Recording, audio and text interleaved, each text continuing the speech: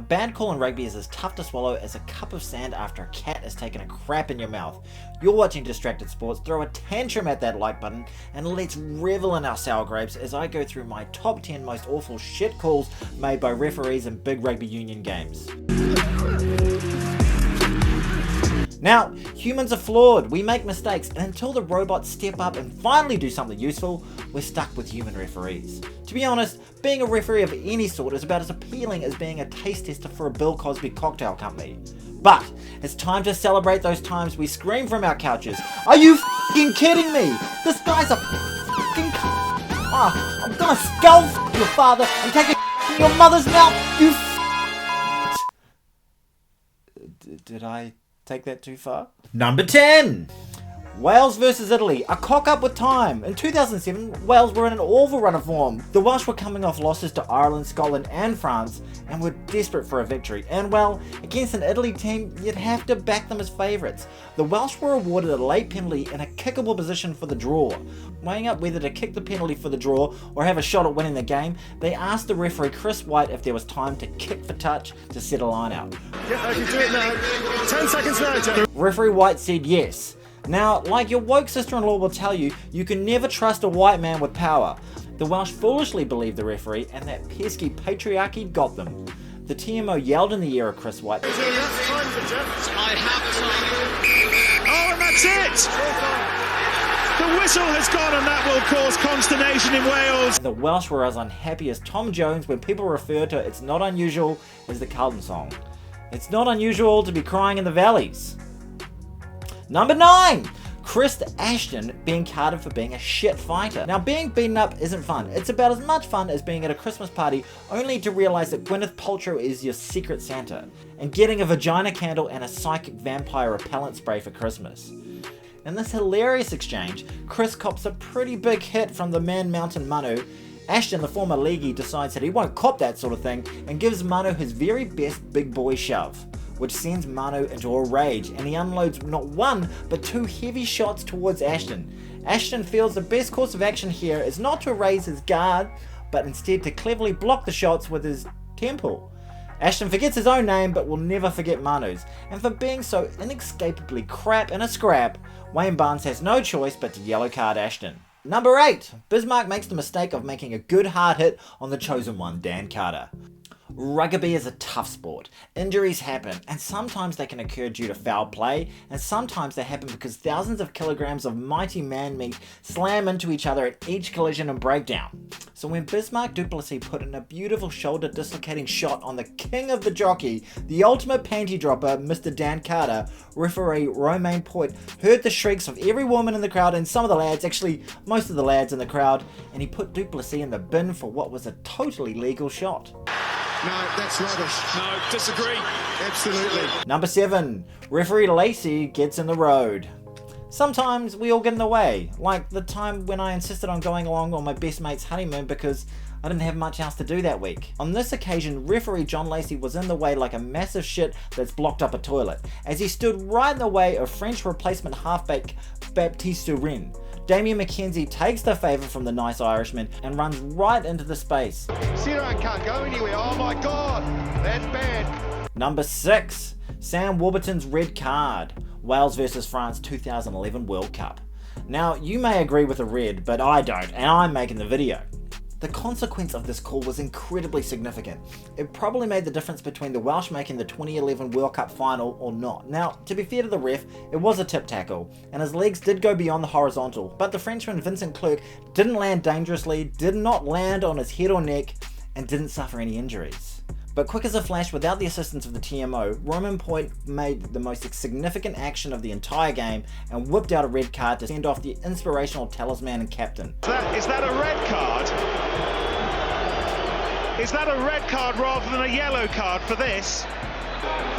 One of the most controversial decisions in the history of the World Cup. It's wrong, it's wrong. I've calmed down now. I was absolutely livid. It's wrong. He's killed the game. He really has. It was a dangerous tackle, yes. It was a penalty, yes. At best, a yellow card. Sure, penalise him. At very worst, yellow card him. But to send him off in a World Cup semi-final, it's like having your old fella cut off for peeing in public. just a tad excessive on the punishment. Number 5! Romain doesn't have the stones to stick with his original decision, the 2017 third test Lions vs All Blacks. As an All Blacks fan, a Lions series is the most significant thing to come outside of a World Cup. They only visit once every 12 years, so they're as rare as Ireland winning a knockout game at the World Cup. Actually, that's not quite right, because Lions tours to New Zealand actually do happen from time to time. Sorry, Ireland. So, after I wrote that little snarky line about the sad history of the Irish team at Rugby World Cups, this happened. Murray gives it off to Carberry. And a famous Irish victory, their first against the All Blacks in New Zealand. That'll teach me. Now, Lions player Ken Owens is clearly offside, plays the ball, and immediately knows he screwed the pooch. Romain immediately awards the penalty. Oh, offside! And he stands there with his arm outstretched. It grows limper as the magnitude of the moment dawns on him. It's the last minute of the series. It's tied up 1-1. The penalty he's just awarded will give the ABs a pretty easy shot at goal to win the series, and it appears his bowels turn to water. Romain then calls on the TMO to confirm his call. Happy for the knock-on challenge in the affair and a penalty kick against 16 red in front. Yes, I am. Okay. The TMO reiterates the player who played the ball was in an offside position, and the penalty is the right call. All good, game-winning penalty coming up. But somewhere on this walk, Romain's old fella shrivels up into a prune, goes inward, and then turns into a... We didn't play deliberately the ball, okay? It was an accidental offside. No. It was an accidental offside. We go for a scrum for black. Romain. Okay? Many years later, Roman Point admitted that he made the wrong call and felt pretty shitty about the whole thing. Number 4, Speargate. Okay, Lions fans, if you weren't happy with that take, maybe this one will appease you somewhat. This is a tough one because it involves two of my favourite players of all time. Two players with no history of thuggery other than this one awful act.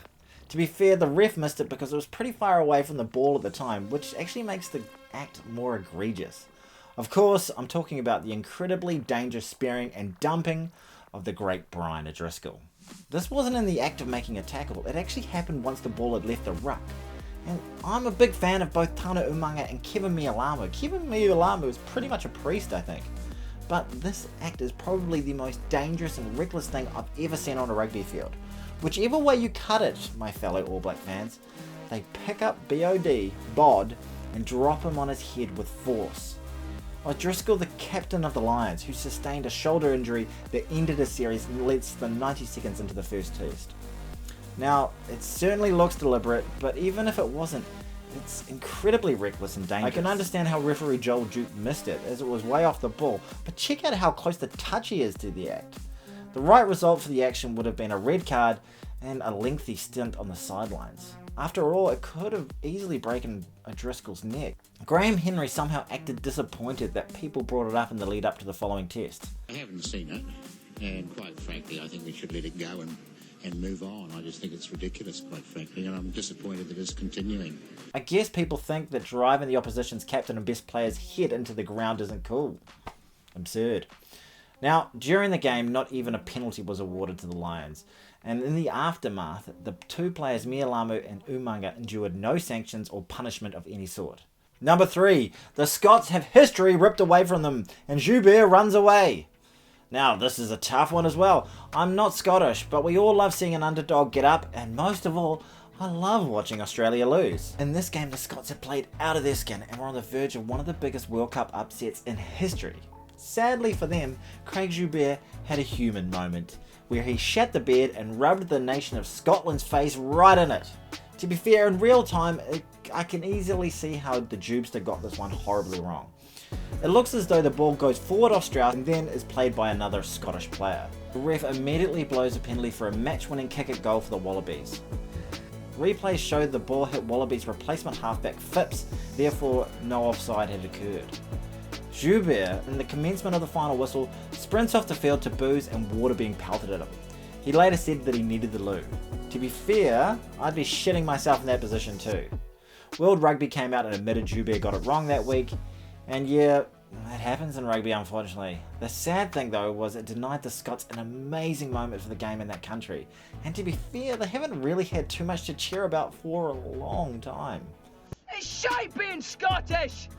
Number 2, Paddy O'Brien's entire game, Fiji versus France at the '99 World Cup.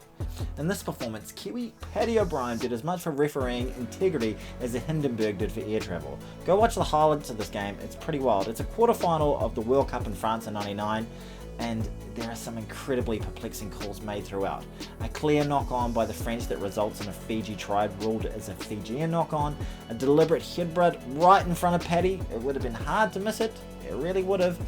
And maybe the worst call of all, a penalty try was awarded to the French when clearly their replacement hooker was the first to pop.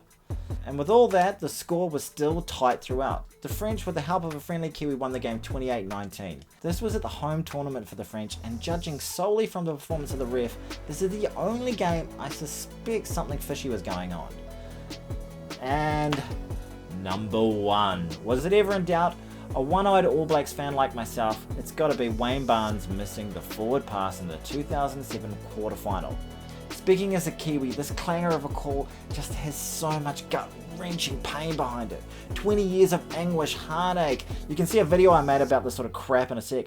But there was an absolute collective depressive rage when all you could do as a country was just go away and cry wank, essentially.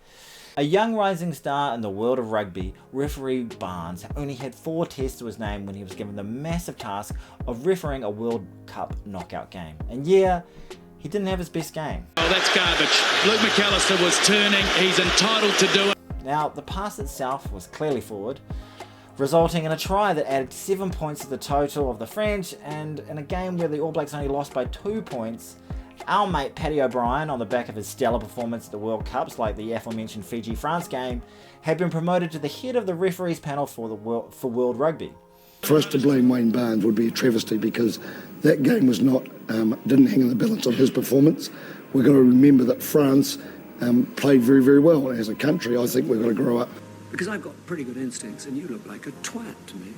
Now, to be fair on poor old Barnesy, he's gone on to be one of the top refs in the game, and he's admitted he got the call wrong and realised as soon as he saw the replay on the big screen. But at the time, he couldn't use TMO to review calls like that. Just so you know, I'm going off my own lousy memory here, so there's probably many things that I missed that you're screaming at. Why the F wasn't this one in it? So let me know what I've missed. If you disagree with any of these, let me know, that's cool. If you enjoyed watching this, please like and subscribe. Thank you so much for watching. Haere rā. Mwah!